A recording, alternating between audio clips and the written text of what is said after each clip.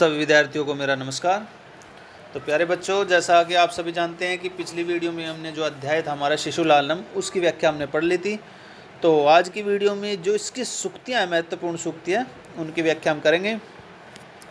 तो प्रारंभ करते हैं। अधोलिखितानां सूक्तीनां भावं हिंदी भाषायां लिखत, कि निम्नलिखित अधोलिखितानां निम्नलिखित जो सूक्तियाँ हैं, सूक्तिनाम सूक्तियों के जो भाव हैं वो हिंदी भाषा में लिखिए। तो पहली सूक्ति है अहो हृदयग्राही स्पर्श है। ये वर्णन है जब राम लव और कुश को अपने गले लगाते हैं, तो वहाँ का ये वर्णन है कि भावार्थ प्रस्तुत सूक्ति संस्कृत साहित्य के प्रसिद्ध नाटककार दिंगनाग द्वारा रचित कुंदमाला नाटक के पंचम अंक से संकलित पाठ शिशुलालनम से उद्धृत है। महर्षि वाल्मीकि के आदेशानुसार लव कुश महाराज राम के दरबार में जाते हैं। कुशल क्षेम होता है हाल चाल पूछना।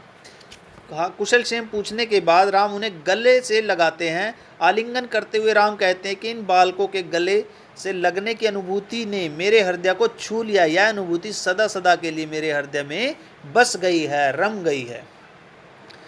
दूसरी है भवती शिशुजनो वयो अनुरोधाद गुण महतामपि लालनीय एव, कि ये जो वर्णन है प्रस्तुत सूक्ति संस्कृत साहित्य के प्रसिद्ध नाटककार दिंगनाग द्वारा रचित कुंदमाला नाटक के पंचम अंक से संकलित पाठ शिशुलालनम से उद्धृत है।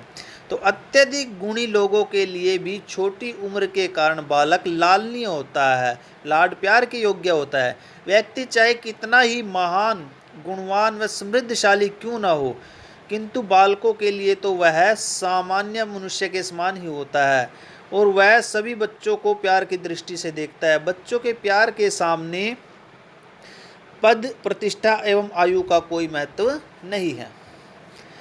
तीसरी सूक्ति है व्रजति हिम करो अपि बाल भावात पशुपति मस्तक के छद्म, कि इस सूक्ति में बच्चों के लाड प्यार के विषय में पौराणिक कथा की चंद्र की ओर संकेत किया गया है। बाल रूप में चंद्रमा भगवान शिव की जटा में विराजमान है, इसी कारण शिव का एक नाम चंद्रशेखर भी है। प्रस्तुत सूक्ति में बताया गया है कि चंद्रमा बाल भाव के कारण ही शंकर के मस्तक का आभूषण बनकर केतकी पुष्पों से निर्मित जूड़े की भांति सुशोभित होता है। शिव जैसे देवता के मस्तक पर बाल रूप चंद्रमा का विराजमान होना इस बात का सूचक है कि बालकों के लाड प्यार के लिए गुण, समृद्धि, पद अथवा आयु का कोई महत्व नहीं होता। वे सभी के लिए लालनीय होते हैं, प्यार के योग्य होते हैं, लाड प्यार के योग्य होते हैं। अगली सूक्ति है युष्म दर्शनात् कुशलमेव, कि विदूषक लव और कुश को राम के पास लेकर आता है। लव कुश राम को प्रणाम करते हैं तथा उनकी कुशलता के विषय में पूछते हैं। तब राम कहते हैं कि आप दोनों के दर्शन से कुशल के समान हैं। वस्तुतः इस कथन के माध्यम से राम ने अपने हृदय की पीड़ा प्रकट किया है। निर्दोष सीता का त्याग करने के कारण राम अंदर से हमेशा दुखी रहते हैं, परंतु जैसे ही उन्होंने लव कुश को देखा वैसे ही उन्हें थोड़ी बहुत प्रसन्नता हुई। इसलिए वे कहते हैं कि मैं कुशल के समान हूँ, अर्थात कुशल हूँ लेकिन पूर्णतः कुशल नहीं हूँ, कुशल के समान दिखाई दे रहा हूँ, प्रतीत हो रहा हूँ। अंतिम सूक्ति है गिराम संदर्भो अयम प्रथम वर्तिणो वसुमितिम, कि प्रस्तुत सूक्ति संस्कृत साहित्य के प्रसिद्ध नाटककार दिंगनाग द्वारा रचित कुंदमाला नाटक के पंचम अंक से संकलित पाठ शिशुलालनम से उद्धृत है।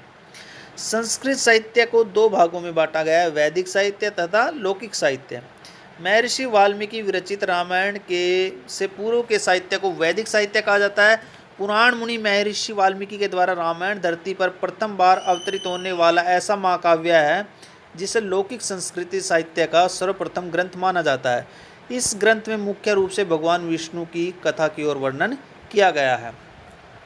तो इन सूक्तियों की व्याख्या हमने आज की है। तो सभी विद्यार्थी इन सूक्तियों की जो व्याख्या है, हिंदी व्याख्या, उसको अच्छी प्रकार से याद करेंगे और जब इसका PDF जाएगा तब आपने अपनी कॉपी में लिखना है। धन्यवाद।